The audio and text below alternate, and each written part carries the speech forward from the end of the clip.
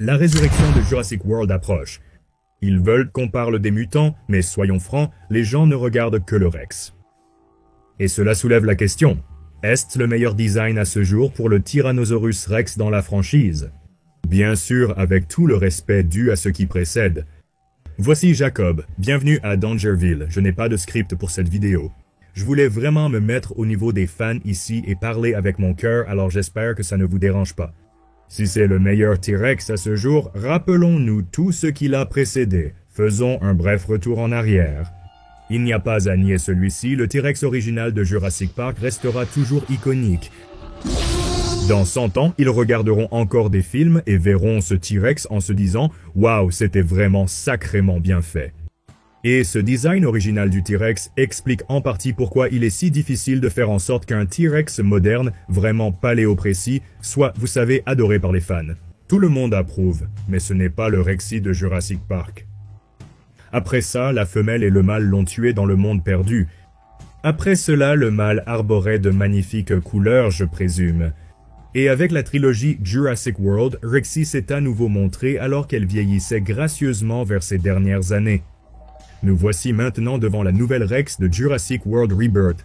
Alors, pourquoi tout le monde est-il super excité pour cette nouvelle Rex? Eh bien, voici quelques raisons que j'ai rassemblées. Voyons donc Rexy ensemble, si vous êtes d'accord. Malheureusement, l'effet de légende qu'elle avait est devenu un peu répétitif dans les films Jurassic World. Malgré des moments climatiques incroyables dans cette trilogie, il était évident que la demoiselle devait prendre du recul et simplement prendre sa retraite. Au final, les fans commençaient à être un peu agacés de voir ce vieux Rex avoir besoin d'aide pour gagner chaque combat et se faire un peu malmener et bousculer. Je pense que la plupart des gens veulent voir Rex ne plus se faire bousculer, et puis il y a tout ce dilemme du héros avec Rexy en général. Dans la trilogie originale, le T-Rex dans ces films était au mieux un personnage plutôt neutre et chaotique. Et je pense vraiment que la série était à son meilleur quand Rex était utilisé comme une force de la nature plutôt que comme une figure héroïque. Un peu comme ça fonctionne avec Godzilla, sauf que Godzilla est davantage un personnage fantastique, donc c'est logique qu'il oscille entre héros et méchants. Quand on pense à un T-Rex, on l'imagine simplement comme un animal grand et mortel, n'est-ce pas? C'est pourquoi je pense que beaucoup étaient prêts à passer à autre chose que Rexy dans la trilogie Jurassic World avec ce style de T-Rex. Et c'est là que tout l'engouement pour le nouveau Rex entre vraiment en jeu. Tout d'abord, cette créature est un véritable spécimen physique. Il est baraqué, c'est le Rex le plus imposant depuis les films Le Monde Perdu, et ça remonte à près de 30 ans.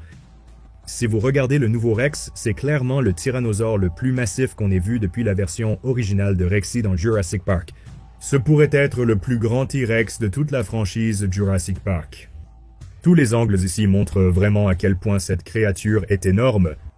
Et au-delà de la taille de ce Rex, il y a de nombreuses raisons pour lesquelles les fans adorent cette nouvelle version brutale.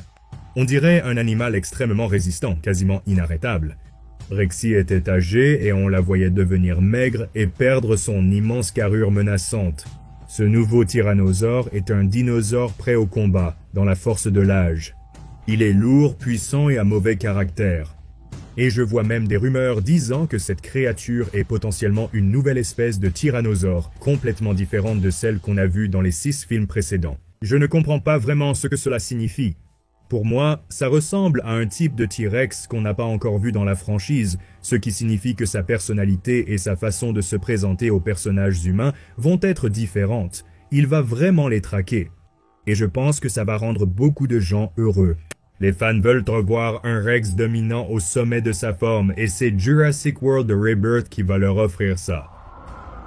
Je dois ajouter que c'est probablement le T-Rex le plus coloré et le plus excitant à regarder qu'on ait eu jusqu'à présent dans la franchise. Les rayures jaunes façon tigre sont vraiment super cool à regarder, ça va forcément faire parler tout le monde. C'est un changement agréable comparé au ton plus neutre vu récemment sur Rexy. Évidemment, quand il s'agit de précision par rapport à la paléontologie moderne, on peut débattre de l'apparence de ce nouveau Rex. Il y a une raison pour laquelle il ressemble davantage à un V-Rex de King Kong et on va l'expliquer maintenant.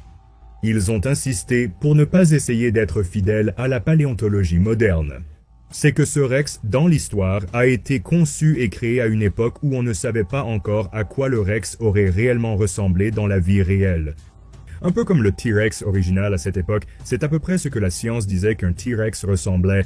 C'est pour ça qu'on a eu ce look de monstre brutal et ça me va. Je trouve ça génial et le T-Rex de la franchise Jurassic reste toujours proche de la réalité. Mieux que beaucoup d'autres dinosaures de la franchise. Et cette nouvelle carrure de la créature correspond à ce qu'on sait aujourd'hui sur le T-Rex, qui était vraiment une bête massive. Maintenant, j'ai une mission pour vous. Allez dans les commentaires et dites-moi, selon vous, quelle est la scène de Rex la plus effrayante de la franchise? J'ai un ami qui devait littéralement couper le son pendant la scène de l'évasion du T-Rex dans le premier Jurassic Park jusqu'à l'âge de 12 ans, donc je suis sûr que vous avez aussi des histoires drôles du même genre. Parlons maintenant de toute la scène du radeau sur la rivière en général. Clairement, le fait que cette scène soit dans le livre rend beaucoup de fans très enthousiastes à l'idée de la voir prendre vie. Je me souviens avoir lu le livre et m'être dit que c'était en fait une partie vraiment amusante à laisser de côté dans l'histoire. Je comprends pourquoi ils ont fait ça dans le premier film, mais c'était vraiment une scène d'attaque de dinosaures unique, et à cause de ça, tout le monde a hâte de voir cette scène même s'ils ont pratiquement tout montré dans le matériel promotionnel. J'ai l'impression que si on y réfléchit, c'est la première attaque de Rex dans la franchise, une vraie attaque depuis Le Monde Perdu. Je pense qu'on pourrait dire que les meilleurs moments du Monde Perdu, c'était quand la femelle et le mâle faisaient des ravages en traquant tout le monde, cette pression constante d'avoir un T-Rex qui te chasse. C'est quelque chose qu'on n'a pas vu depuis très longtemps, et j'ai vraiment l'impression que la scène de la rivière amplifie ses émotions et excite tout le monde.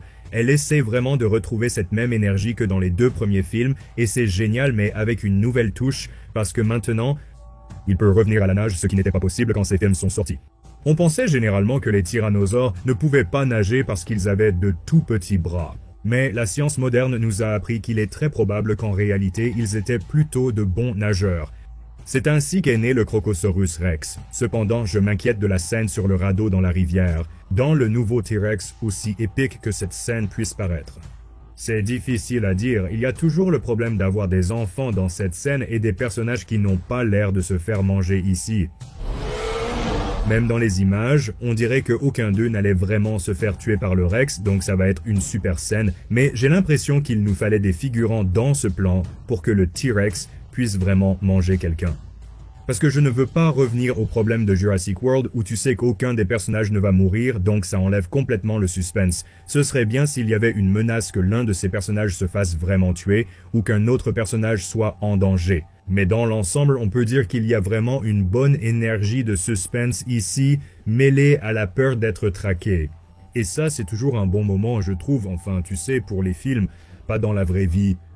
Si ça parvient à apporter juste un peu de suspense et de peur tout en glorifiant le Rex comme l'animal iconique qu'il est et que les fans veulent voir, alors ça pourrait être l'une des plus grandes scènes de dinosaures de tous les temps, mais est-ce le meilleur T-Rex ? Eh bien, il va être difficile de surpasser les Rex des deux premiers films, mais il a une chance si tout cela tient ses promesses et peut-être qu'il revient pour une ou deux scènes supplémentaires de chaos. C'est encore plus excitant. Pour l'instant, il a le potentiel d'être au moins le plus beau T-Rex à ce jour et c'est déjà un bon début. Si vous appréciez ce type de vidéo décontractée, faites-le moi savoir. Désolé pour l'absence de script, je voulais juste vous parler avec quelques points clés, comme je ne l'avais pas fait depuis un moment. Bref, j'espère que vous allez bien, on se retrouve dans la prochaine vidéo.